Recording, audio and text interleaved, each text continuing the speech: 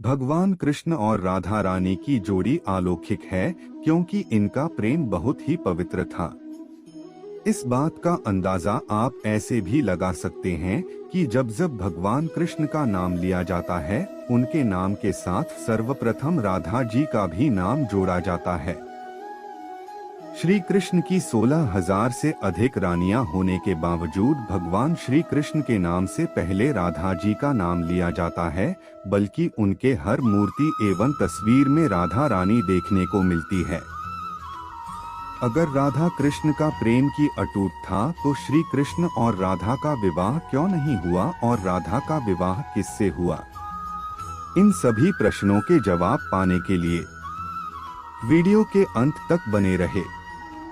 राधा रानी की शादी बहुत से लोगों के मन का सवाल बना हुआ है। हर कोई जानना चाहता है कि जब राधा की शादी श्री कृष्ण से नहीं हुई थी तो किससे हुई थी। पद्म पुराण के अनुसार राधा बरसाने की रहने वाले विश्वाभानु नामक व्यक्ति की पुत्री थी। राधा रानी पूरे बरसाने की लाडली थी। राधा रानी का विवाह रायण व अयन घोष नाम के व्यक्ति के साथ हुआ था।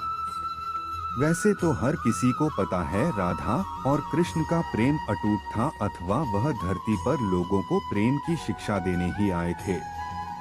आज भी प्रेम को श्री कृष्ण और राधा जी के नाम से ही जाना जाता है, परंतु सिर्फ प्रेमी के अलावा भी श्री कृष्ण के राधा से कई रिश्ते थे और ऐसा ब्रह्मवैवर्त पुराण में कहा गया है।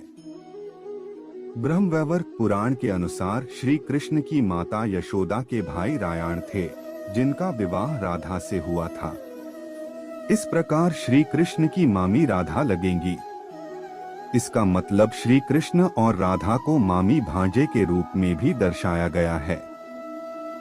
ब्रह्मवैवर्त पुराण के 5वें अध्ययन के श्लोक में श्री कृष्ण की पुत्री राधा को कहा गया है। इसके अलावा रायण को श्री कृष्ण के अंश के रूप में भी बताया गया है, जिस रिश्ते से राधा रानी उनकी पुत्र बधू लगेंगी। और हम सभी को पता ही है कि विष्णु जी के अवतार श्री कृष्ण है और माँ लक्ष्मी की अवतार राधा रानी है। इस हिसाब से राधा श्री कृष्ण की जीवन संगिनी भी हुई। पुराणों और गर्ग संहिता के अनुसार राधा कृष्ण का विवाह बचपन में ही हो गया था, जिसकी जानकारी बहुत लोगों को नहीं है।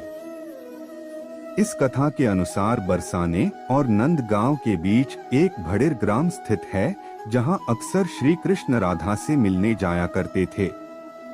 वहीं पर श्री कृष्ण और राधा की मुलाकात सबसे पहले हुई थी, इसलिए उस स्थान का नाम संकेत स्थान भी कहा जाता है। कहा जाता है कि एक दिन श्री कृष्ण जब इस स्थान पर राधा जी से मिले तो वह एक अजीब सी रोशनी छा गई, जिसके कारण नंद बाबा भी कुछ नहीं देख पा रहे थे। तभी श्री कृष्ण अपने किशोर अवतार में आ गए। उस स्थान पर पारलौकिक शक्तियों का आभास हुआ और खुद ब्रह्मा ने राधा कृष्ण का विवाह करवाया था। रामचरितमानस में बताया गया है, नारद मुनि के श्राप के कारण ही राधा और कृष्ण को विरह का सामना करना पड़ा था। कहा गया है कि भगवान विष्णु ने खुद का स्वरूप नारद जी को देने के बजाय एक बानर का स्वरूप देकर उनके साथ छल किया था। इससे इनका उपहास भी हुआ था।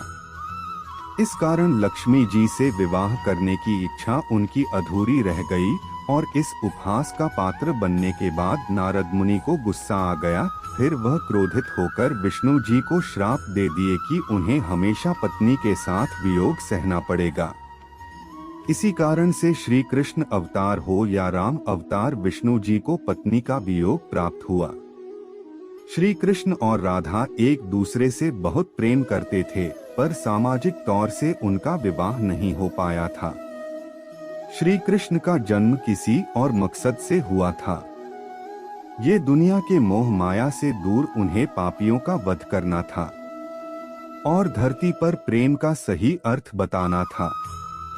राधा जी का विवाह उनके माता पिता की इच्छा द्वारा हुआ था और श्री कृष्ण की अर्धांगिनी के रूप में रुक्मिणी को जाने जाना लगा।